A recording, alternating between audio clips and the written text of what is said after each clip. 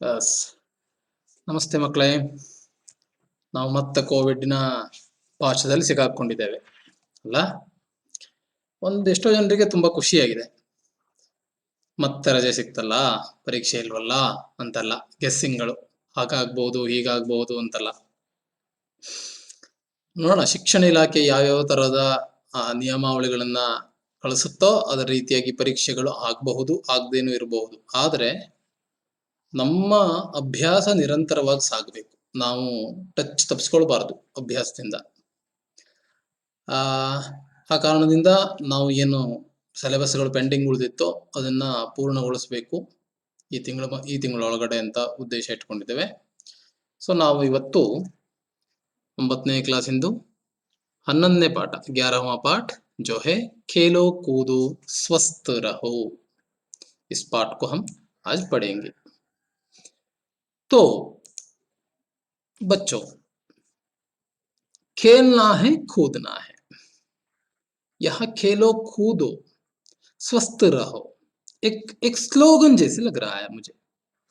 क्या है? इसे हम बोल सकते हैं एक सूत्र यानी क्या है? जिसे विस्तार करने से उसमें बहुत सारे विचार प्राप्त हो उसे सूत्र कहते हैं.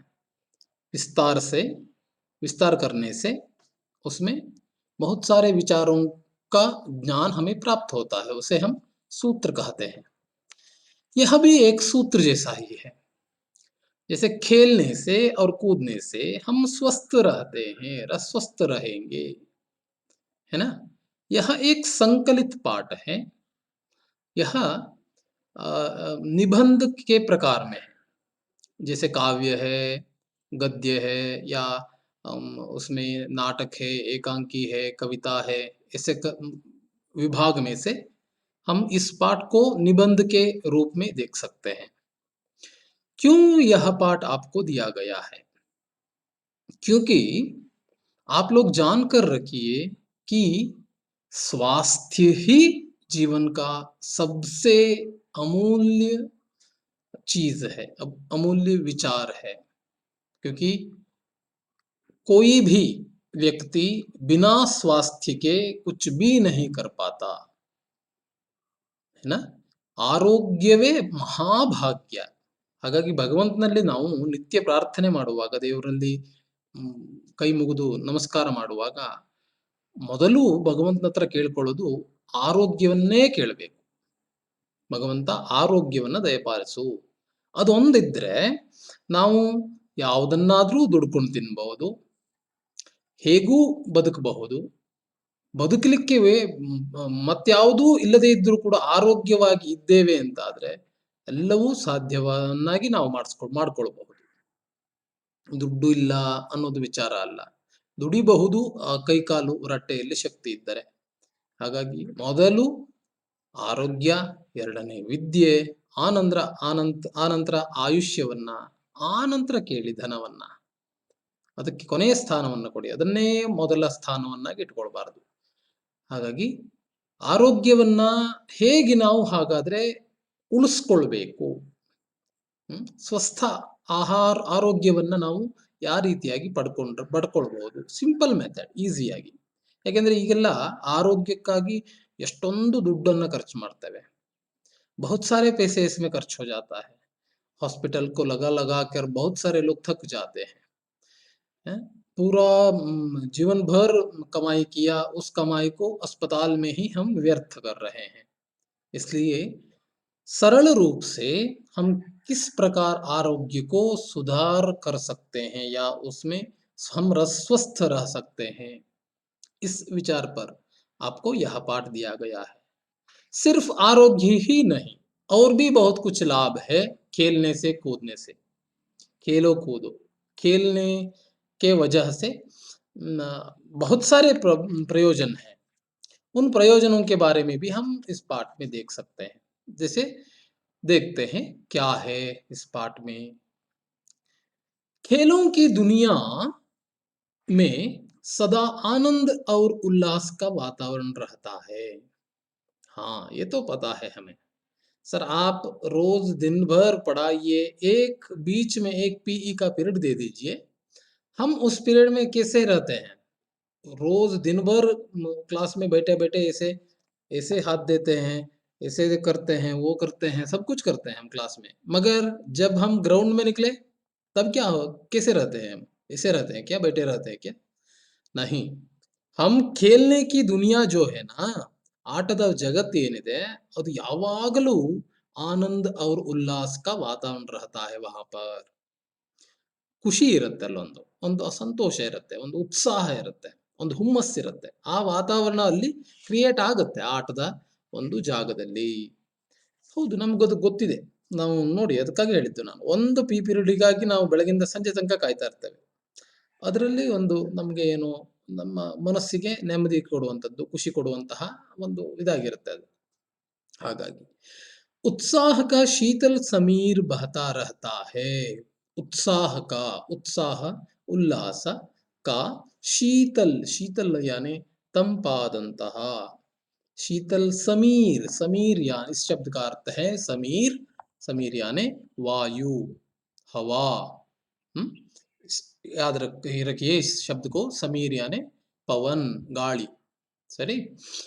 ಅದರ ಒಂದು ಶೀತಲವಾದಂತಹ ಗಾಳಿ, ಕೋಲ್ಡ್ ಗಾಳಿ ಬೀಸ್ತಾ ಇದ್ರೆ ಒಂಥರ ಹಿತವಾಗಿರೋದಿಲ್ವಾ? ಅದೇ ರೀತಿಯಾಗಿ ಉತ್ಸಾಹದ ಒಂದು ತಂಪಾದ ಗಾಳಿ ಬೀಸ್ತಾ ಇರುತ್ತೆ ಆಟದ ಮೈದಾನದಲ್ಲಿ ಅಥವಾ ಆಟದ ವಿಚಾರದಲ್ಲಿ. ನಮ್ಗೆ ಅದ್ರ ಕಲ್ಪನೆ ಬಂದ್ರೆ ಸಾಕು, ಆಟ ಆಡ್ಲಿಕ್ಕೆ ಹೋಗ್ಬೇಕು ಅಂತ ಏನೋ ಒಂಥರ ಮನಸ್ಸು ಉಲ್ಲಸಿತವಾಗ್ಬಿಡುತ್ತೆ, ಪ್ರಫುಲ್ಲವಾಗ್ಬಿಡುತ್ತೆ ಅಲ್ವಾ?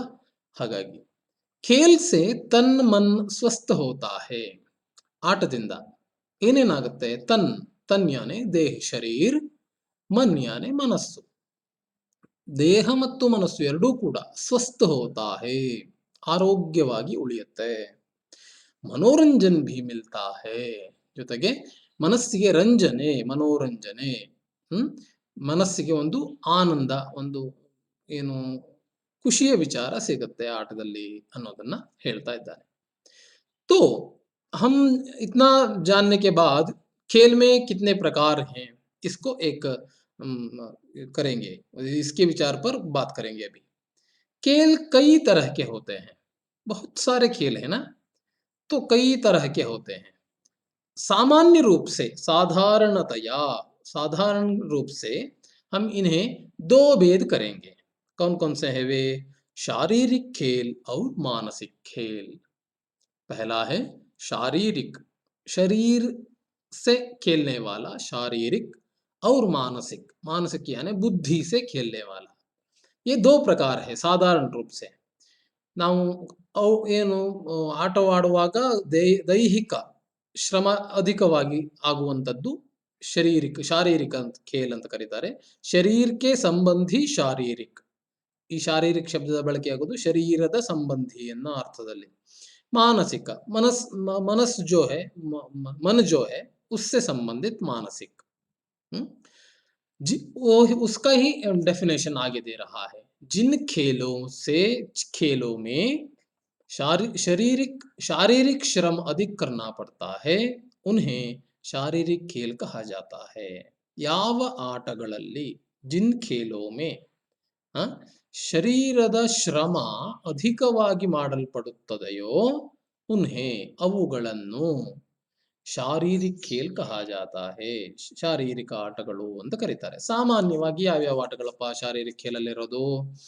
ಕಬಡ್ಡಿ हम जानते हैं, हॉकी वो भी जानते हैं, गुल्ली डंडा यानी कोलू गेंडू ಅಂತ ಆಡ್ತೇವಲ್ವಾ ಅದು ಗುಲ್ಲಿ ಡಂಡ, उसके बाद क्रिकेट, ಕುಸ್ತಿ ಲಡ್ನಾ, ಆಮೇಲೆ ಫುಟ್ಬಾಲ್, ಬ್ಯಾಡ್ಮಿಂಟನ್, ತೈರ್ನ ಈಜುವಂಥದ್ದು, ದೌಡ್ನ ಓಟ, ಇವೆಲ್ಲವೂ ಕೂಡ ಶರೀರ ಸಂಬಂಧಿ, ಶರೀರಕ್ಕೆ ಜಾಸ್ತಿಯಲ್ಲಿ ಕೆಲಸ ಆಗತ್ತೆ ಮನಸ್ಸಿನಕ್ಕಿಂತನೂ, ಹಾಗಾಗಿ ಅದನ್ನ ಶಾರೀರಿಕ ಖೇಲ್ ಅಂತ ಕರೆದ। ಇದೇ ರೀತಿಯಾಗಿ ಇಸ್ಕೆ ವಿಪರೀತ್, ವಿಪರೀತ್ ಶಬ್ದದ ಅರ್ಥ है ವಿರುದ್ಧ, ಅದರ ವಿರುದ್ಧವಾಗಿ, ಶರೀರದ ವಿರುದ್ಧವಾಗಿ ಮನಸ್ಸಿಗೆ ಸಂಬಂಧಪಟ್ಟದ್ದು। ಜಿನ್ ಖೇಲೋ ಮೇ, ಯಾವ ಆಟಗಳಲ್ಲಿ ಮಾನಸಿಕ ಶ್ರಮ ಅಧಿಕ ಹೋತಾ ಹೇ, ಮನಸ್ಸಿಗೆ ಸಂಬಂಧಿಸಿದಂತಹ ಶ್ರಮ ಅಧಿಕವಾಗುತ್ತೋ ಉನ್ಹೇ, ಅವುಗಳನ್ನ ಮಾನಸಿಕ ಖೇಲ್ ಕಹತೆ ಹೇ, ಮಾನಸಿಕ ಆಟಗಳು ಅಂತ ಕರೀತಾರೆ। ಯಾವ್ಯಾವ ಆಟ ಅದರಲ್ಲಿ ಹಾಗಾದ್ರೆ? ಉದಾಹರಣೆ ಕೇಳಿಯೇ ಶತರಂಜ್, ಶತರಂಜ್ ಯಾನೆ ಚೆಸ್, ಸರಿ, ಕೇರಂ, ಕೇರಂ ಆಟ, ಚೆಸ್ಸು, पासा पासा यानी जैसे लूडो गेम है ना, ಆ, ಏನು ಒಂದು ಇದನ್ನ ಹೇಳ್ತೇವೆ ಚದುರಂಗ ಅಂತ ಅಲ್ಲ, ಏನು ಪಗಡೆ ಆಟ ಅಂತ ಹೇಳ್ತೇವಲ್ಲ ಅದು ಪಾಸ. ಬಕರಿ ಬಾಗ್ ಅದು ಒಂದು ತರ ಬಾಕ್ಸ್ ಬಾಕ್ಸ್ ಬರುವಂತಹ ಆಟವೇ ಬಕರಿ ಬಾಗ್ ಅಂತ. ಇತ್ಯಾದಿ ಆಟಗಳು ಈ ಮಾನಸಿಕ ಆಟಗಳಲ್ಲಿ ಪ್ರಸಿದ್ಧವಾದಂಥದ್ದು ಅಂತ ಹೇಳ್ತಾ ಇದ್ದಾನೆ. सो हमें याद रखना है, खेल में बहुत तरह है खेल होते हैं। उसमें हम साधारणतया उसमें विभाग करना चाहेंगे तो पहला है शारीरिक खेल, दूसरा है मानसिक खेल। जिन खेलों में शरीर का श्रम अधिक होता है उसे हम बोलते हैं शारीरिक खेल, और जिन खेलों में मानसिक श्रम अधिक करना पड़ता है उन्हें बोलेंगे मानसिक खेल। तो अ, इन दोनों को तो हम जानते हैं और हमें याद रखने में भी उतना मुश्किल कुछ नहीं है। तो आगे निकलते हैं, क्या है ये दो प्रकार हो गए, है ना, शारीरिक खेल मानसिक खेल। और भी प्रकार हम कर सकते हैं खेल में, जैसे वैयक्तिक खेल और सामूहिक खेल।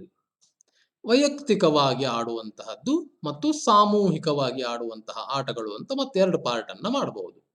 ಸೊ ಎರಡು ಎರಡು ಇದೆ, 4 ಪಾರ್ಟ್ ಆಯ್ತು ಈಗ ನಾವು ಮಾಡಿದ್ದು ನೋಡಿ. वैयक्तिक खेल और सामूहिक खेल, जैसे व्यक्तिगत खेलों में, व्यक्तिगत यानी किसी एक व्यक्ति से संबंधित खेल है वो, ಒಬ್ಬ ವ್ಯಕ್ತಿಗೆ ಸಂಬಂಧಿಸಿದಂತಹ ಆಟ ಅಂತ ಆದಲ್ಲಿ ಅದು ಯಾವ್ಯಾವ್ದು ಆಡಬಹುದು?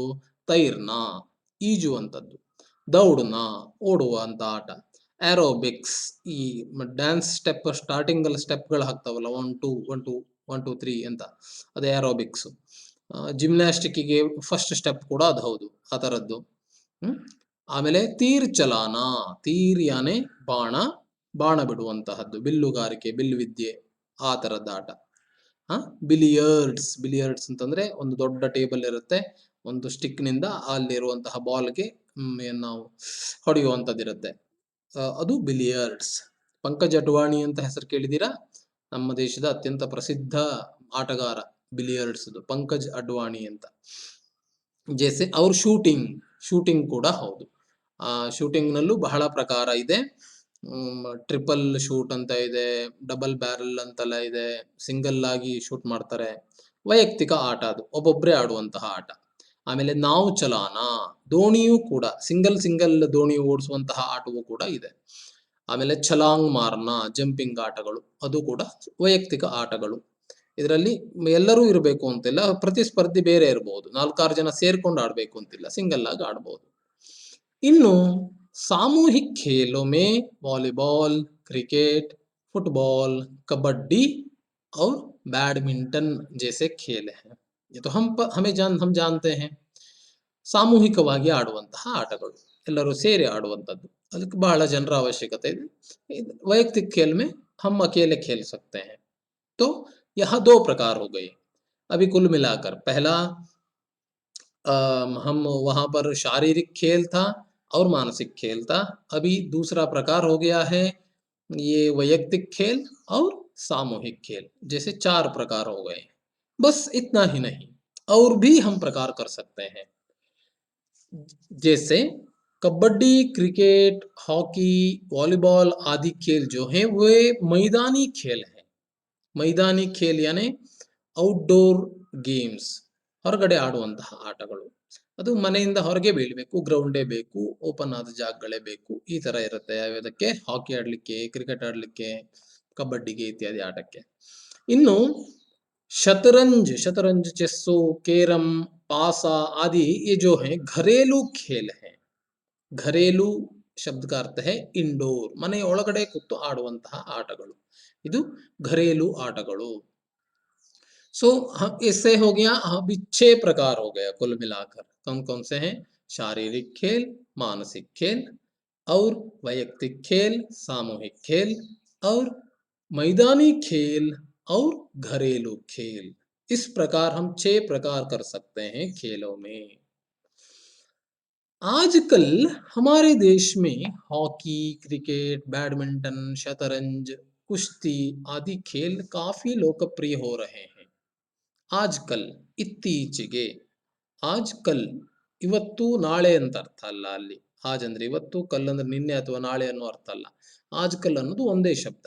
ಇತ್ತೀಚೆಗೆ ಅಂತ ಅದರ ಅರ್ಥ ಕೊಡುತ್ತೆ. ಆಜ್ ಕಲ್ ಹಮಾರೆ ದೇಶ್ ಮೇ, ನಮ್ಮ ದೇಶದಲ್ಲಿ ಹಾಕಿ, ಆಮೇಲೆ ಕ್ರಿಕೆಟ್, ಬ್ಯಾಡ್ಮಿಂಟನ್, ಶತರಂಜ್, ಕುಸ್ತಿ ಆದಿ ಬಹಳಷ್ಟು ಆಟಗಳು ತುಂಬಾ ಲೋಕಪ್ರಸಿದ್ಧವನ್ನ ಪಡಿತಾ ಇದೆ, ಪ್ರಸಿದ್ಧಿಯನ್ನ ಪಡಿತಾ ಇದೆ. ಹೌದು, ನಮ್ಗೆ ಗೊತ್ತಿದೆ. ಈಗ IPL ಸ್ಟಾರ್ಟ್ ಆಯ್ತು ನಿನ್ನೆಯಿಂದ. ನಾವೆಲ್ಲರೂ ಟಿವಿ ಮುಂದೆ ಇದ್ದೇವೆ. ಹ್ಮ್ ಇಲ್ವಾ? ಅದು ಕ್ರಿಕೆಟ್ ತುಂಬಾ ಫೇಮಸ್ ಆಗಿದೆ ನಮ್ಮ ದೇಶದಲ್ಲಿ. ಪರದೇಶದ ಆಟ ಅದು, ಆದ್ರೂ ಕೂಡ ನಮ್ಮ ದೇಶದಲ್ಲಿ ಬಹಳ ಪ್ರಸಿದ್ಧವಾದಂತಹ ಆಟ. ಅಷ್ಟೊಂದು ಪ್ರಾಧಾನ್ಯತೆಗೂ ಸಿಕ್ಕಿದೆ ಆ ಆಟಕ್ಕೆ. ಹಾಗಾಗಿ ಅಷ್ಟು ಪ್ರಸಿದ್ಧಿಯನ್ನ ಪಡೆದಿದೆ. ಇತ್ತೀಚೆಗೆ ನೋಡಿ, ಕಬಡ್ಡಿ ಈಗೊಂದು 5-6 ವರ್ಷದ ಹಿಂದೆ ಅಷ್ಟೊಂದು ಪ್ರಸಿದ್ಧಿ ಇರಲಿಲ್ಲ. ಯಾವಾಗ ಪ್ರೋ ಕಬಡ್ಡಿ ಪ್ರಾರಂಭವಾಯಿತು, ಅಲ್ಲಿಂದ ಸ್ವಲ್ಪ ನಮ್ಮ ದೇಶೀಯ ಆಟಕ್ಕೂ ಕೂಡ ಸ್ವಲ್ಪ ಬೆಲೆ ಬರಲಿಕ್ಕೆ ಪ್ರಾರಂಭವಾಯಿತು. ಅದಕ್ಕೆ ಸ್ವಲ್ಪ ಫೋಕಸ್ ಅನ್ನ ಜಾಸ್ತಿ ಕೊಟ್ಟರು ಮೀಡಿಯಾದಲ್ಲಿ, ಅದು ಅಡ್ವರ್ಟೈಸ್ಮೆಂಟ್ಗಳಾಗಿರ್ಬೋದು ಮಾಡಿ ಏನಾಯ್ತು, ಅದು ಒಂದು ಹೆಸರಿಗೆ ಬಂತು. ಕುಸ್ತಿ ಕೂಡ ಹಾಗೆ ಆಗಿದೆ, ಬ್ಯಾಡ್ಮಿಂಟನ್ ಕೂಡ ಆಗ್ತಾ ಇದೆ. ಸೊ ಎಲ್ಲ ಆಟಕ್ಕೂ ಬೆಲೆ ಬರ್ತಾ ಇದೆ. ಸೊ ಆಟದಿಂದ ಏನೇನು ಪ್ರಯೋಜನವನ್ನ ಪಡ್ಕೊಳ್ಬಹುದು, ಯಾವ್ಯಾವ ರೀತಿಯಲ್ಲಿ ಅನ್ನೋದನ್ನ ಮುಂದಿನ ಪ್ಯಾರಾದಲ್ಲಿ ಹೇಳ್ತಾ ಇದ್ದಾನೆ, ನೋಡೋಣ. राज्य और राष्ट्र के स्तर पर खिलाड़ियों को पुरस्कार दिए जाते हैं. ರಾಜ್ಯ ಮತ್ತು ರಾಷ್ಟ್ರ ಸ್ತರದಲ್ಲಿ ಆಟವಾಡಿದಂತಹ ಆಟಗಾರರಿಗೆ ಪುರಸ್ಕಾರವನ್ನ ನೀಡ್ತಾರೆ, ಬಹುಮಾನವನ್ನ ನೀಡ್ತಾರೆ. ರಾಜ್ಯ ಮತ್ತು ರಾಷ್ಟ್ರ ಅಂತೆ ಅಷ್ಟೇ ಅಲ್ಲ, ಅದಕ್ಕಿಂತ ಕೆಳ ಸ್ತರದಲ್ಲೂ ಪುರಸ್ಕಾರಗಳಿವೆ. ಆದ್ರೆ ಅದು ಪ್ರಧಾನವಾಗಿ ರಾಜ್ಯ ಪುರಸ್ಕಾರ, ರಾಷ್ಟ್ರ ಪುರಸ್ಕಾರ ಅನ್ನ ಯಾವ್ದಾರು ಆಟದಲ್ಲಿ ಪಡ್ಕೊಂಡಂತಹ ವ್ಯಕ್ತಿ ಇದ್ರೆ ಅವನಿಗೆ ಅದು ಬಹಳ ದೊಡ್ಡ ಬೆನಿಫಿಟ್ ಇದೆ. ನೋಡಿ, ಅದನ್ನ ಮುಂದೆ ಹೇಳ್ತಾನೆ ಆಮೇಲೆ. ಜೈಸೆ ಅರ್ಜುನ್ ಪುರಸ್ಕಾರ್, ಏಕಲವ್ಯ ಪುರಸ್ಕಾರ್, द्रोणाचार्य पुरस्कार, ध्यानचंद पुरस्कार, राजीव खेल रत्न इत्यादि अनेक पुरस्कार हमें खेलने से हम प्राप्त कर सकते हैं. ನೋಡಿ, ಆಟಗಾರರಿಗೆ ಎಷ್ಟೊಂದು ಪುರಸ್ಕಾರಗಳಿದೆ, ಸೆಂಟ್ರಲ್ ಗವರ್ಮೆಂಟ್ ಕೊಡುತ್ತೆ. ಆ ಅರ್ಜುನ ಪುರಸ್ಕಾರವನ್ನ, ಏಕಲವ್ಯ ಪುರಸ್ಕಾರವನ್ನ, ದ್ರೋಣಾಚಾರ್ಯ, ಅದು ಒಳ್ಳೊಳ್ಳೆ ಆಟಗಾರರ ಹೆಸರಲ್ಲಿ ಇಟ್ಟಿರುವಂತಹ ಪುರಸ್ಕಾರಗಳು. ಧ್ಯಾನ್ ಚಂದ್ ಅಂತ ನಮ್ಮ ಹಾಕಿ ಮಾಂತ್ರಿಕ, ಅವನ ಹೆಸರಿನಲ್ಲಿ ಒಂದು ಪುರಸ್ಕಾರವನ್ನ ಇಟ್ಟಿದೆ. ಧನರಾಶಿಯನ್ನು ಕೊಡ್ತಾರೆ, 5 ಲಕ್ಷ, 10 ಲಕ್ಷ, 20 ಲಕ್ಷ ಈ ತರ. ಆಮೇಲೆ ಪುರಸ್ಕಾರವನ್ನ ಕೊಡ್ತಾರೆ. ಆ ಪುರಸ್ಕಾರ ಸರ್ಟಿಫಿಕೇಟ್ಗೆ ತುಂಬಾ ವ್ಯಾಲ್ಯೂ ಇದೆ. ಅದನ್ನ ಮುಂದೆ ಹೇಳ್ತಾನೆ ಏನಂತ. ರಾಜೀವ್ ಖೇಲ್ ರತ್ನ ಅಂತ ಬಹಳಷ್ಟು ಪುರಸ್ಕಾರಗಳು ಆಟ ಆಡುವವರಿಗೂ ಸಿಗತ್ತೆ. ಅವ್ರು ಸ್ವಲ್ಪ ಪ್ರಸಿದ್ಧಿಯನ್ನ ಪಡಿಬೇಕು, ಅಷ್ಟೊಂದು ಸಾಧನೆಯನ್ನ ಮಾಡಬೇಕು, ರಾಜ್ಯದಲ್ಲಿ, ರಾಜ್ಯ ಮಟ್ಟದಲ್ಲಿ, ರಾಷ್ಟ್ರ ಮಟ್ಟದಲ್ಲಿ ಅವರು ಹೆಸರು ಗಳಿಸಬೇಕು, ಆಗ ಸಿಗತ್ತೆ. ಪುರಸ್ಕಾರ ಕೆ ಸಾಥ್ ಧನರಾಶಿ ಭಿ ದಿ ಜಾತಿ ಹೇ. ಆಟದ ಬಹುಮಾನದ ಜೊತೆಗೆ ಏನ್ ಕೊಡ್ತಾರೆ, ದುಡ್ಡನ್ನು ಕೂಡ ನೀಡ್ತಾರೆ. अच्छे अच्छे खिलाड़ियों को और पुरस्कार प्राप्त खिलाड़ियों को भी राज्य सरकार, केंद्र सरकार, बैंक और कई कंपनियों में नौकरी दी जाती है. देखिए अभी यह अत्यंत महत्वपूर्ण विचार है.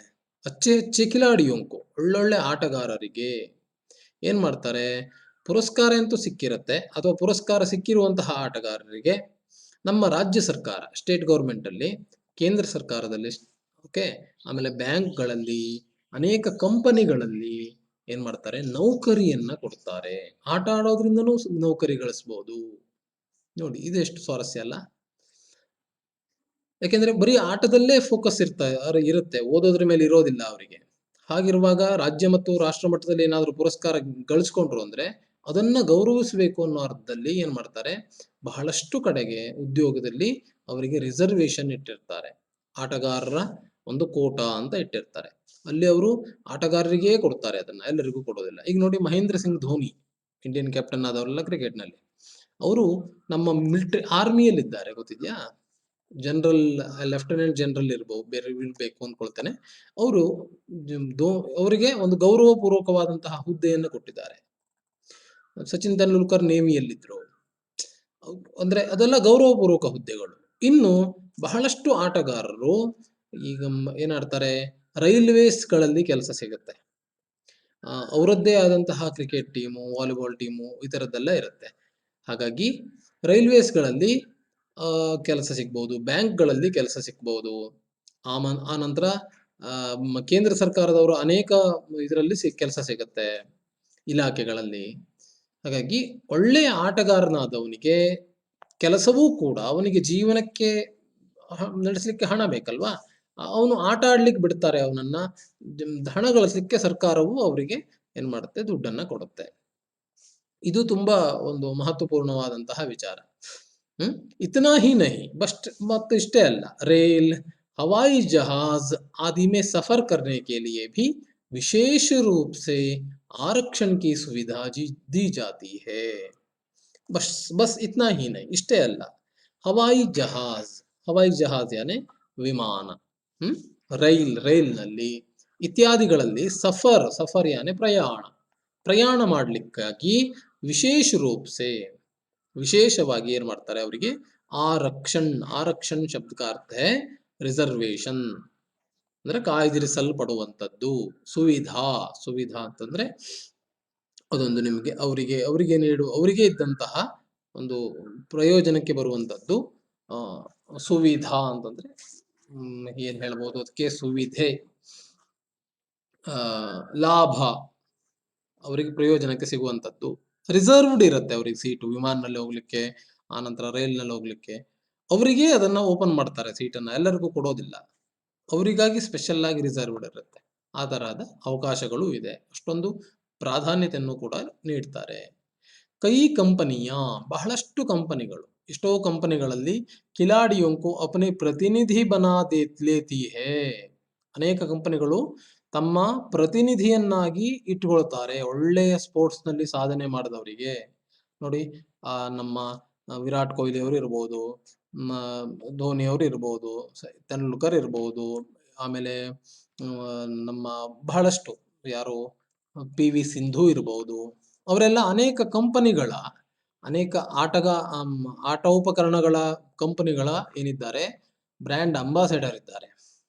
ಅವರಿಗಲ್ಲಿ ಕೋಟಿಗಟ್ಟಲೆ ರೂಪಾಯಿ ನೀಡ್ತಾರೆ. ಒಂದೊಂದು ವರ್ಷ 5 ವರ್ಷ ಕಾಂಟ್ರಾಕ್ಟ್ ತಗೊಳ್ತಾರೆ. ಎಷ್ಟೋ ಕೋಟಿ ರೂಪಾಯಿಗೆ ಅವರು ಬೈ ಮಾಡಿ ಇಟ್ಕೊಂಡಿರ್ತಾರೆ ಅಡ್ವರ್ಟೈಸ್ಗಾಗಿ. ಅವ್ರ ಕಂಪನಿಯನ್ನ ಬ್ರ್ಯಾಂಡ್ ಆಗಿ ಮಾಡ್ಲಿಕ್ಕೆ ಅವ್ರು ಏನ್ ಮಾಡ್ತಾರೆ. ಹಾಗಾಗಿ ಸೊ ಇಷ್ಟೊಂದು ಅದು ಕೂಡ ಒಂದು ಪ್ರಯೋಜನ ತಾನೆ. ಅಷ್ಟೇ ಅಲ್ಲದೆ ಇದು ಹಣಕಾಸಿನ ವಿಚಾರ ಅಥವಾ ಸ್ಥಾನಮಾನದ ವಿಚಾರ ಇರಬಹುದು ಸಮಾಜದಲ್ಲಿ. ಇನ್ನು ನಮ್ಮ ದೈಹಿಕವಾಗಿ ನಮಗೇನೇನು ಲಾಭ ಆಗುತ್ತೆ? ಜೀವನ್ ಮೇ ಖೇಲೋಂ ಕಾ ಸ್ಥಾನ ಬಹುತ್ ಮಹತ್ವಪೂರ್ಣ ಹೇ. ಜೀವನದಲ್ಲಿ ಆಟದ ಸ್ಥಾನ ಅತ್ಯಂತ ಮಹತ್ವಪೂರ್ಣವಾದಂಥದ್ದು. ಖೇಲ್ ಛಾತ್ರ ಜೀವನ್ ಕಾ ಮಹತ್ವಪೂರ್ಣ ಅಂಗ ಹೇ. ಆಟ ಅನ್ನುವಂಥದ್ದು ವಿದ್ಯಾರ್ಥಿ ಜೀವನದ ಅತ್ಯಂತ ಮಹತ್ವವಾದಂಥದ್ದು. ಅದು ಭಾರಿ ಇಂಪಾರ್ಟೆಂಟ್ ಇರುವಂತಹ ವಿಚಾರ ಅದು ಮಕ್ಕಳಿಗೆ. ಅದು ಕೂಡ ಮಾಡಬೇಕು ಕೂಡ, ಆಟ ಆಡಬೇಕು ಕೂಡ. ಆ ಬಾಲ್ಯದಲ್ಲಿ ಆಟ ಆಡದೇ ಇದ್ರೆ ಅದು ನಿಮಗೆ ಯೋಗ್ಯವಾದ ಬೆಳವಣಿಗೆ ಕೊಡೋದಿಲ್ಲ. ಬೆಳವಣಿಗೆಗೂ ಕೂಡ ಆಟ ಮುಖ್ಯ, ದೈಹಿಕ ಬೆಳವಣಿಗೆಗೆ, ಮಾನಸಿಕ ಬೆಳವಣಿಗೆಗೆ. ಛಾತ್ರೋಂ ಕೆ ಲಿಯೆ ಪಢಾಯಿ ಕೆ ಸಾಥ್ ಸಾಥ್ ಖೇಲ್ನಾ ಭಿ ಜರೂರಿ ಹೇ. ಮಕ್ಕಳಿಗೆ ಓದೋದ್ರ ಜೊತೆಗೆ ಪಢಾಯಿ ಕೆ ಸಾಥ್ ಸಾಥ್ ಖೇಲ್ನಾ ಭಿ, ಆಟ ಆಡೋದು ಕೂಡ ಅಷ್ಟೇ ಮುಖ್ಯವಾದಂಥದ್ದು. ಖೇಲೋ ದ್ವಾರ, ಆಟಗಳ ಮೂಲಕ ಏನಾಗ್ಬಹುದು? ಬಚ್ಚೋ ಮೇ ಧೈರ್ಯ. ನೋಡಿ, ಆಟದಿಂದ ಏನೇನು ಲಾಭ ಇದೆಯಪ್ಪ ಸರ್? ಆಟ ಆಡ್ತೇವೆ ನಾವು, ಲಗೋರಿ ಆಡ್ತೇವೆ, ಅದನ್ನ ಆಡ್ತೇವೆ, ವಾಲಿಬಾಲ್ ಆಡ್ತೇವೆ. ಏನ್ ಆಟದಿಂದ ಪ್ರಯೋಜನ ಸಿಗುವಂಥದ್ದು ಗೊತ್ತಿಲ್ಲದೆ ಸಿಕ್ಕಿರತ್ತೆ ನಿಮ್ಮ ವ್ಯಕ್ತಿತ್ವದಲ್ಲಿ ಬದಲಾವಣೆ. ಯಾವ್ಯಾವ ಸಿಗತ್ತೆ? ಒಂದು ಧೈರ್ಯ ಸಿಗತ್ತೆ, ಹೆದರಿಕೆ ಕಡಿಮೆ ಆಗುತ್ತೆ, ಅಂಜಿಕೆ ಕಡಿಮೆ ಆಗುತ್ತೆ, ಧೈರ್ಯ ಅನ್ನೋದು ಸಿಗುತ್ತೆ. ಲಗನ್ ಅಂತಂದ್ರೆ ಕಾನ್ಸ್ಟಂಟ್, ಒಂದು ಲಕ್ಷ್ಯ ಕೊಟ್ಟು ಆಡುವಂಥದ್ದು ಗೊತ್ತಾಗತ್ತೆ. ಅದು ಆಟದಲ್ಲಿ ಮಾತ್ರ ಉಳಿಯೋದಿಲ್ಲ, ಎಲ್ಲ ಕಡೆಗೂ ಅದು ಪಾಸ್ ಆಗುತ್ತೆ, ನಿಮ್ಮ ವ್ಯಕ್ತಿತ್ವದಲ್ಲೇ ಸೇರ್ಕೊಳ್ಳುತ್ತೆ. ಅದು ಗಮನ ಕೊಡುವಂಥದ್ದು. ಲಗನ್ ಅಂತಂದ್ರೆ ಗಮನ ಅಂತ ಅರ್ಥ. ಸರಿ. ಆಮೇಲೆ ಪರಿಶ್ರಮ್, ಕಷ್ಟಪಟ್ಟು ದುಡಿಯುವಂಥದ್ದು, ಕಷ್ಟಪಟ್ಟು ಮಾಡುವಂಥದ್ದು, ಶ್ರಮ ವಹಿಸಿ ಮಾಡುವಂಥದ್ದು. ಅದನ್ನ ಆಟವೇ ನಮಗೆ ಕಲಿಸ್ಕೊಡುತ್ತೆ. ಆಮೇಲೆ ಉತ್ಸಾಹವನ್ನ ನೀಡುತ್ತೆ, ನಮ್ಮಲ್ಲಿ ಒಂದು ಹುಮ್ಮಸ್ಸನ್ನ ಬೆಳೆಸತ್ತೆ. ಜೊತೆಗೆ ಪರಸ್ಪರ ಸಹಯೋಗ. ನೀವು ನೋಡಿ, ಗ್ರೂಪ್ ಆಟಗಳಲ್ಲಿ ಆಡುವಾಗ ಗಮನಿಸ್ತೀರಿ, ಇರೋರು 4, ನೀವು ವಾಲಿಬಾಲ್ ಆಡ್ತಾ ಇದ್ದೀರಿ ಅಂತಂದ್ರೆ ನೀವಿರುವಂತಹ ನಿಮ್ಮ ಸೈಡಿನ ಪ್ಲೇಯರ್ಸ್ ಜೊತೆಗೆ ನೀವು ಚೆನ್ನಾಗಿ ಅರ್ಥ ಮಾಡ್ಕೊಂಡ್ರಿ. ಇಲ್ಲಿ ಬಂದ್ರೆ ಇವನ್ ತಗೊಳ್ತಾನೆ, ಅಲ್ಲಿ ಬಂದ್ರೆ ಅವನ್ ತಗೊಳ್ತಾನೆ ಅನ್ನೋದೆಲ್ಲ ಪಕ್ಕ ನಿಮ್ಮ ತಲೆಯಲ್ಲಿ ಓಡಾಡ್ತಾ ಇದ್ರಿ. ನಿಮ್ಗೆ ಅದು ಏನಾಗುತ್ತೆ? ಒಂದು ಸಹಯೋಗ ಇರುತ್ತೆ. ನೀವು ಕಷ್ಟಪಟ್ರೆ ನೀನ್ ತಗೋ ಅಂತ ಹೇಳ್ಕೊಂಡ್ರೆ ಅವನ್ ತಗೊಂಡಿರ್ತಾನೆ. ಒಂದು ಟೀಮ್ ವರ್ಕ್ ಆಗ್ತಾ ಇರತ್ತೆ ಅಲ್ಲಿ. ಹಾಗಾಗಿ ಪರಸ್ಪರ ಸಹಯೋಗ ಕೂಡ ಅಲ್ಲಿ ಇಂಪ್ರೂವ್ ಆಗುತ್ತೆ. ಅದು ಅಷ್ಟಕ್ಕೆ ನಿಲ್ಲೋದಿಲ್ಲ. ನೀವು ಮುಂದೆ ದೊಡ್ಡವರಾಗಿ ಬಂದ ನಂತರದಲ್ಲೇ ಸಮಾಜದಲ್ಲೂ ಕೂಡ ನಿಮ್ಗೆ ಅದೇ ರೀತಿಯಾದಂತಹ ಪ್ರಯೋಜನ ಸಿಗುತ್ತೆ. ಹೇಗಿರಬೇಕು ಸಮಾಜದಲ್ಲಿ, ಯಾವ ರೀತಿಯಾಗಿ ಹೋದ್ರೆ ಒಳ್ಳೇದಾಗಿರುತ್ತೆ ಅನ್ನೋದೆಲ್ಲದು ಗೊತ್ತಾಗತ್ತೆ. ಜೊತೆಗೆ ಹೀಗೆ ಮುಂತಾದಂತಹ ಅನೇಕ ಗುಣಗಳನ್ನ ಏನ್ ಮಾಡುತ್ತೆ ಆಟಗಳು ವಿಕಾಸಗೊಳಿಸುತ್ತವೆ. विकास करते हैं, विकास होता है इन खेलों से। सो याद रखना है इस विचार को, क्योंकि बहुत ही महत्वपूर्ण विचार है। अच्छा, उसके बाद क्या है, जहां विद्यालय में छात्र शिक्षा द्वारा अनेक विषयों का ज्ञान प्राप्त करते हैं, वहीं खेलों द्वारा जीवन का अनुभव प्राप्त करते हैं। जहां ಎಲ್ಲಿ ವಿದ್ಯಾಲಯಗಳಲ್ಲಿ ಮಕ್ಕಳು ಶಿಕ್ಷಣದ ಮೂಲಕ ಏನ್ ಮಾಡ್ತಾರೆ, ಬಹಳಷ್ಟು ವಿಚಾರಗಳನ್ನು ತಿಳ್ಕೊಳ್ತಾರೆ, ಹೌದು ತಾನೆ? ಹಾಗೆ ಆಟಗಳ ಮೂಲಕ ಏನ್ ತಿಳ್ಕೊಳ್ತಾರೆ, ಜೀವನವನ್ನ ಒಂದು ಒಂದು ಅನುಭವಿಸೋದು, ಜೀವನ ಅನ್ನೋದು ಹೇಗಿರುತ್ತೆ, ಜೀವನದಲ್ಲಿ ಏನೇನು ಬರುತ್ತೆ, ಹೇಗಿರಬೇಕು, ಈ ತರದ್ದೆಲ್ಲವನ್ನು ಕೂಡ ಮಕ್ಕಳು ಆಟದಿಂದ ತಿಳ್ಕೊಳ್ತಾರೆ. ಅದು ಗೊತ್ತಾಗೋದಿಲ್ಲ ನಿಮಗೆ ನೀವು ಆಡುವಾಗ, ಆದ್ರೆ ಅದು ನಿಮ್ಮಲ್ಲಿ ಡೆವಲಪ್ ಆಗ್ತಾ ಇರುತ್ತೆ ಆ ಗುಣಗಳು. ತುಂಬಾ ಮುಖ್ಯವಾದಂಥದ್ದು ಆಟ ಆಡೋದು ಕೂಡ.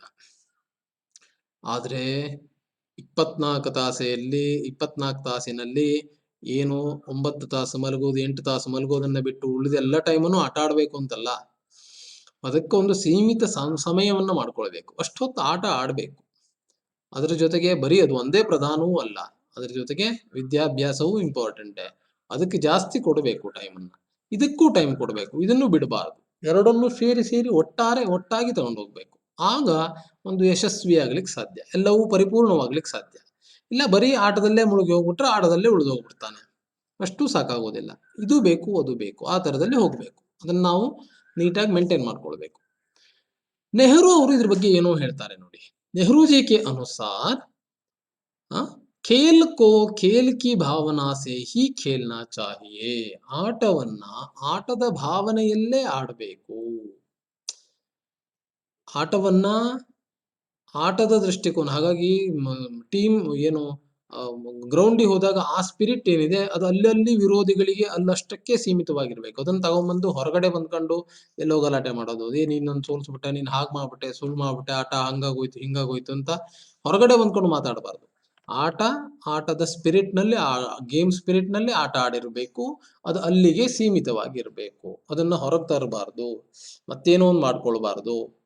ಹಾಗಾಗಿ ಹೇಳ್ತಾ ಇದ್ದಾನೆ ನೆಹರು ಅವರು ಒಳ್ಳೆ ಮಾತನ್ನ ಹೇಳಿದ್ದಾರೆ. ಖೇಲ್ಕೋ ಖೇಲ್ ಕಿ ಭಾವನಾ ಸೇ ಹಿ ಖೇಲ್ನಾ ಚಾಹಿಯೇ. ಆಟದ ದೃಷ್ಟಿಯಲ್ಲೇ ಆಟವನ್ನ ಆಡಿ. नेहरू जी के समान ही गांधी जी भी स्वास्थ्य के लिए व्यायाम को आवश्यक मानते थे. गांधी जी जो है स्वास्थ्य के लिए, ಆರೋಗ್ಯಕ್ಕಾಗಿ ವ್ಯಾಯಾಮವನ್ನ ಅವಶ್ಯಕ ಮಾನ್ತೆ ಥೇ, ಅವಶ್ಯಕ ಅಂತ ಒಪ್ಪಿಕೊಂಡಿದ್ರು. ಹಾಗಾದ್ರೆ ಆಟದಿಂದ ವ್ಯಾಯಾಮ ಆಗುತ್ತಾ ಇಲ್ವಾ? ಆಗತ್ತೆ ನೋಡಿ. ಖೇಲ್ ಭಿ ವ್ಯಾಯಾಮ ಕಾ ಹಿ ಏಕ್ ಅಂಗ ಹೇ. ಆಟವೂ ಕೂಡ ವ್ಯಾಯಾಮದ ಒಂದು ಅಂಗವೇ ಆಗಿದೆ. ವ್ಯಾಯಾಮ ಮಾಡುವಾಗಲೂ ದೈಹಿಕ ಶ್ರಮವಾಗುತ್ತೆ, ಆಟ ಆಡೋದ್ರಿಂದಲೂ ದೈಹಿಕ ಶ್ರಮವಾಗುತ್ತೆ. ದೇಹದ ಎಲ್ಲಾ ಭಾಗಗಳಿಗೂ ಕೂಡ ಏನು ಕೆಲಸ ಸಿಕ್ಕಿರತ್ತೆ. खेल से हमारे अंगों की कसरत हो जाती है. खेल से, ಆಟದಿಂದ हमारे अंगों की, ನಮ್ಮ ಅಂಗಗಳ अंगों की कसरत यानी व्यायाम. कसरत शब्द का देख लो, व्यायाम, कसरत भी हो जाते हैं. उसके बाद हो जाती है और हम हृष्ट पुष्ट बनते हैं. ನಾವು ಸದೃಢಕಾಯರಾಗಿ ನಿರ್ಮಾಣವಾಗ್ತೇವೆ. अतः ಆದ್ದರಿಂದ अच्छे स्वास्थ्य के लिए खेलना जरूरी है. ಒಳ್ಳೆಯ ಆರೋಗ್ಯವನ್ನು ಹೊಂದಬೇಕೋ ದೈಹಿಕ ಶ್ರಮಕ್ಕೆ, ಆಟಕ್ಕೆ ಅಷ್ಟೇ ಪ್ರಾಧಾನ್ಯತೆಯನ್ನ ಕೊಡಿ. ಆಟ ಆಡಿ, ನಿತ್ಯ ಒಂದು ಅರ್ಧ ಗಂಟೆಯೋ, ಮುಕ್ಕಾಲು ಗಂಟೆಯೋ, 1 ತಾಸೋ ಚೆನ್ನಾಗಿ ಆಟ ಆಡಿ, ಶ್ರಮದಿಂದ ಆಟ ಆಡಿ. ಸೊ ಇದನ್ನ ಹೇಳ್ತಾ ಇದ್ದಾನೆ. ನಂತರ ಇನ್ನೊಂದು ಸ್ವಲ್ಪ ವಿಚಾರವನ್ನ ಹೇಳ್ತಾನೆ. ಏನಂತ? खेलों द्वारा हम नाम के साथ साथ धन भी कमा सकते हैं. ಆಟದಿಂದ ಬರೀ ನಮ್ಗೆ ಹೆಸರೊಂದೇ ಸಿಗುತ್ತೆ ಅಂತಲ್ಲ, ಜೊತೆಗೆ ಹಣವೂ ಕೂಡ ದೊರಕಬಹುದು. ನಾವು ನ್ಯಾಷನಲ್ಲು, ಸ್ಟೇಟ್ ಪರವಾಗಿ ಎಲ್ಲ ಆಡ್ಲಿಕ್ಕೆ ಪ್ರಾರಂಭ ಮಾಡಿದ್ಮೇಲೆ ನಮಗೆ ಗೌರ್ಮೆಂಟ್ ಗೌರವ ಧನವನ್ನ ನೀಡುತ್ತೆ. ಎಷ್ಟೋ ಹಣವೂ ಕೂಡ ಸಿಗುತ್ತೆ, ದುಡ್ಡು ಆಗತ್ತೆ ಅದರಿಂದಲೂ ಕೂಡ. आजकल खेलों को प्रोत्साहन देने के लिए विद्यालयों में भी खेल दिवस का आयोजन किया जाता है. ಆಜ್ಕಲ್ ಇತ್ತೀಚೆಗೆ ಏನಾಗಿದೆ, ಆಟಕ್ಕೆ ಒಂದು ಪ್ರಾಧಾನ್ಯತೆ ಕೊಡಬೇಕು ಅನ್ನೋ ಉದ್ದೇಶದಿಂದಲೇ ನಿಮ್ಗೆಲ್ಲ ಮಾಡ್ತಿದ್ರಲ್ಲ ಸ್ಪೋರ್ಟ್ಸ್ ಡೇ ಅಂತ 2 ದಿವಸ ಆಟದಲ್ಲೇ ತೊಡಕೊಂಡಿರ್ತಿದ್ರಿ. ಅದ ನಂತರ ಅಲ್ಲಿ ಬಂದ ಪ್ರತಿಯೊಂದು ಸ್ಪರ್ಧೆಗೂ ಬಂದಂತಹ ಬಹುಮಾನವನ್ನ ನೀಡ್ತಾ ಇದ್ವಿ ಇಲ್ವಾ? ಅದೇ ಪ್ರೋತ್ಸಾಹನ ಕೊಡಬೇಕು ಅನ್ನೋ ಉದ್ದೇಶದಿಂದನೇ ಆಟಕ್ಕೊಂದು ಇಂಪಾರ್ಟೆನ್ಸ್ ಕೊಡಬೇಕು ಅಂತಾನೆ ಅದನ್ನ ಆಚರಣೆ ಮಾಡ್ತಾ ಇದ್ದಿದ್ದು. ಓಕೆ, ಹಾಗಾಗಿ ಅದನ್ನ ಖೇಲ್ ದಿವಸ್ ಕಾ ಆಯೋಜನ್ ಕಿಯಾ ಜಾತಾ ಹೈ. ಖೇಲ್ ದಿವಸ್ ಆಟದ ದಿನ ಅದೊಂದು. ಹ್ಮ್ ಜೀವನ್ ಜೀತನೆ ವಾಲೆ ಬಚ್ಚೋಂ ಕೋ, ಗೆದ್ದಂತಹ ಮಕ್ಕಳಿಗೆ ಏನ್ ಮಾಡ್ತಾರೆ, ಪುರಸ್ಕಾರ ದಿಯೇ ಜಾತೆ ಹೈ. ಏನ್ ಕೊಡ್ತಾರೆ? ಪುರಸ್ಕಾರವನ್ನ, ಉಡುಗೊರೆಯನ್ನ, ಗೌರವವನ್ನ ನೀಡ್ತಾರೆ. ಸಭೀ ಬಚ್ಚೋಂ ಕೋ ಖೇಲ್ನೆ ಮೇ ಭಾಗ್ ಲೇನಾ ಚಾಹಿಯೇ. ಎಲ್ಲ ಮಕ್ಕಳು ಕೂಡ ಆಟದಲ್ಲಿ ತೊಡಕೊಳ್ಬೇಕು, ಆಟದನ್ನ ಹಿಂಜರಿಬಾರದು, ಆಟವನ್ನ ಆಡಲೇಬೇಕು, ದೈಹಿಕವಾಗಿ ಮಾನಸಿಕವಾಗಿ. ಯಾವುದೋ ಒಂದೇ ಆಟವನ್ನೇ ಜಾಸ್ತಿ ಆಡಬಾರದು, ಎರಡೂ ಆಟವನ್ನು ಆಡಬೇಕು. ಅವಾಗ ತನು ಮನ ಎರಡೂ ಕೂಡ ಸ್ಟ್ರಾಂಗ್ ಆಗುತ್ತೆ. ತಾಕಿ ವೇ ಸ್ವಸ್ಥ ಬನೆ. ಆಟ ಆಡೋದ್ರಿಂದ ನಾವು ಆರೋಗ್ಯವಂತರಾಗ್ತೇವೆ. ಹಾಗಾಗಿ ಕಹಾ ಜಾತಾ ಹೈ, ಹೇಳಲ್ಪಡುತ್ತದೆ ಏನಂತ? ಸ್ವಸ್ಥ ಶರೀರ್ ಮೇ ಹಿ ಸ್ವಸ್ಥ ಮಸ್ತಿಷ್ಕ ಕಾ ನಿವಾಸ ಹೋತಾ ಹೈ. ಸ್ವಸ್ಥ ಶರೀರ್ ಮೇ, ಆರೋಗ್ಯವಾದಂತಹ ಶರೀರದಲ್ಲಿ, ದಲ್ಲಿಯೇ ಹಿ ಸ್ವಸ್ಥ ಮಸ್ತಿಷ್ಕ ಕಾ, ಸ್ವಸ್ಥ ಆರೋಗ್ಯಪೂರ್ಣವಾದಂತಹ ಮಸ್ತಿಷ್ಕ ಅಂತಂದ್ರೆ ಬುದ್ಧಿ, ಮನಸ್ಸು, ತಲೆ. ಓಕೆ, ಬುದ್ಧಿಯ ನಿವಾಸವಿರುತ್ತದೆ, ನಿವಾಸ ಹೋತಾ ಹೈ. ಏನು ಆರೋಗ್ಯ ಇಲ್ಲ ಅಂತಂದ್ರೆ ಮನಸ್ಸಿನಲ್ಲಿ ಕೆಟ್ಟ ಕೆಟ್ಟ ಭಾವನೆಗಳು ಮೂಡ್ಲಿಕ್ಕೆ ಪ್ರಾರಂಭವಾಗ್ತವೆ. ಏನೇನೋ ಮಳ್ಳು ವಿಚಾರಗಳ ತಲೆಯಲ್ಲಿ ಬಂದು ಕೊರಿತಾ ಇರುತ್ತೆ ಆರೋಗ್ಯ ಇಲ್ಲ ಅಂತಾದಾಗ. ಆದ್ರೆ ಆರೋಗ್ಯವಂತವಾದಂತಹ ದೇಹ ಇದೆ ಅಂತಾದಾಗ ಮನಸ್ಸು ಕೂಡ ಆ ತರ ನೆಗೆಟಿವ್ ಥಿಂಕ್ ಮಾಡೋದಿಲ್ಲ. ಹಾಗಾಗಿ ಹೇಳ್ತಾ ಇದ್ದಾನೆ, ಸ್ವಸ್ಥ ಶರೀರ್ ಮೇ ಹಿ ಸ್ವಸ್ಥ ಮಸ್ತಿಷ್ಕ ಕಾ ನಿವಾಸ ಹೋತಾ ಹೈ. अतः ಆದ್ದರಿಂದ तन मन दोनों को स्वस्थ बनाने के लिए खेलना अत्यंत आवश्यक है. ಆದ್ದರಿಂದ ತನು ಮತ್ತು ಮನಸ್ಸು ಎರಡನ್ನೂ ಕೂಡ ಏನ್ ಮಾಡಬೇಕು? ಆರೋಗ್ಯವಾಗಿ ಇಟ್ಕೊಳ್ಳಿಕ್ಕಾಗಿ ಆಟ ಆಡೋದು ತುಂಬಾ ಮುಖ್ಯ. ಸೊ ಆಟ ಆಟ ಆಡದೇ ಇರುವವರು ದಯವಿಟ್ಟು ಆಟ ಆಡಿ. ದೈಹಿಕ ಶ್ರಮವನ್ನು ಕೊಡಬೇಕು, ಮಾನಸಿಕ ಶ್ರಮವನ್ನು ಕೊಡಬೇಕು. ಕೇವಲ ಒಂದೇ ಆಟವದಲ್ಲಿ ಮುಳುಕೊಳ್ಳಬಾರದು. ಎರಡನ್ನೂ ಮಾಡಿದಾಗ ನಮ್ಮ ದೇಹವೂ ಸ್ವಸ್ಥವಾಗಿರುತ್ತೆ, ಮನಸ್ಸು ಕೂಡ ಸ್ವಸ್ಥವಾಗಿ ಇರುತ್ತೆ. ಸೊ ಈ ಪಾಠದಲ್ಲಿ ಬಂದಂತಹ ಕೆಲವು ಶಬ್ದಾರ್ಥಗಳು, ಸ್ವಲ್ಪ ಕಠಿಣ ಶಬ್ದಾರ್ಥಗಳನ್ನು ನೋಡಿ. ಛಾತ್ರ ಅಂತಂದ್ರೆ ವಿದ್ಯಾರ್ಥಿ, ವಿದ್ಯಾರ್ಥಿ ಅಂತಾನೆ ಅರ್ಥ. ಜರೂರಿ ಶಬ್ದ का अर्थ है आवश्यक, आवश्यಕ ಅಂತ ಅರ್ಥ. ಶೀತಲ್ ಶಬ್ದ का अर्थ है ठंडा, ಕೂಲ್ ಆಗಿರುವಂತದ್ದು. ಸಮೀರ್ ಶಬ್ದ का अर्थ है हवा, ವಾಯು. ವಿಕಾಸ್ ಅಂತಂದ್ರೆ ಪ್ರಗತಿ, ಉನ್ನತಿ. ತಲಾಶ್ ಶಬ್ದ का अर्थ है ढूंढना, ಹುಡುಕುವಂತದ್ದು, ಖೋಜ್. चोट शब्द का अर्थ है घाव, गाय. हिस्सा यानी अंग, भाग. स्वास्थ्य शब्द का अर्थ है तंदुरुस्ती, ಆರೋಗ್ಯ, ತಂದುರುಸ್ತಿ ಅಂತ. ಸೇಹತ್ ಅಂತ ಕೂಡ ಹಿಂದಿಯಲ್ಲಿ ಕರೀತೇವೆ. कसरत शब्द का अर्थ है व्यायाम. सहयोग शब्द का अर्थ है सहकार. चिंता ಅಂದ್ರೆ यानी परेशानी, तलेबिसी. ಖಾಲಿ ಶಬ್ದ का अर्थ है रिक्त, ನಿಲ್ ಅಂತ ಅರ್ಥದಲ್ಲಿ. ಆರಕ್ಷಣ್ ಶಬ್ದ का अर्थ है ರಿಸರ್ವೇಶನ್, ಕಾಯ್ದಿರಿಸುವಂತದ್ದು. ಹೃಷ್ಟಪುಷ್ಟ ಶಬ್ದ का अर्थ है ತಗಡ, ತಂದುರುಸ್ತ್, ಗಟ್ಟಿಮುಟ್ಟ, ಹಟ್ಟ ಕಟ್ಟ, ಗಟ್ಟಿಮುಟ್ಟಾದಂತಹ ಅಂತ ಏನು ಅರ್ಥ, ಹೃಷ್ಟಪುಷ್ಟ ಶಬ್ದದ ಅರ್ಥ. ಸೊ ಈ ಪಾಠದ ಪ್ರಶ್ನೋತ್ತರಗಳು ತುಂಬಾ ಸರಳವಾಗಿದೆ, ಪಾಠದ ಮಧ್ಯದಲ್ಲೇ ನಿಮ್ಗೆ ದೊರೆಯುತ್ತೆ. ಆ ಪ್ರಶ್ನೋತ್ತರಗಳನ್ನ ನೀಟಾಗಿ ನೀವು ಬರೆದು ಮುಗಿಸ್ಕೊಳ್ಳಿ ಫೇರ್ನಲ್ಲಿ. ನನಗೆ ಬೇಕು, ನಾನು ಪಾಠ ಮುಗಿದ ನಂತರದಲ್ಲಿ ಎಲ್ಲರದ್ದು ಫೇರ್ ಕಲೆಕ್ಟ್ ಮಾಡಿಸ್ತೇನೆ, ಹೇಗಾದ್ರೂ ಪ್ರಯತ್ನ ಮಾಡಿ. ಈಗಿಲ್ಲದೋದ್ರೂ ಮುಂದಿನ ವರ್ಷವಾದ್ರೂ ಮಾಡ್ತೇನೆ ನಾನು, ಬೇಕದ ನನಗೆ. ನೀವು ಅದ್ರ ಮೇಲೆ ಒಂದಷ್ಟು ಕೆಲಸಗಳನ್ನ ಮಾಡಲೇಬೇಕು. ಸರಿ, ಫೇರ್ ಅನ್ನ ಬರೀರಿ. ಮುಂದೊಂದು ದಿನ ಎಕ್ಸಾಮ್ಗಳನ್ನ ಕಂಡಕ್ಟ್ ಮಾಡಲೂಬಹುದು, ಹೇಳಲಿಕ್ಕೆ ಬರೋದಿಲ್ಲ.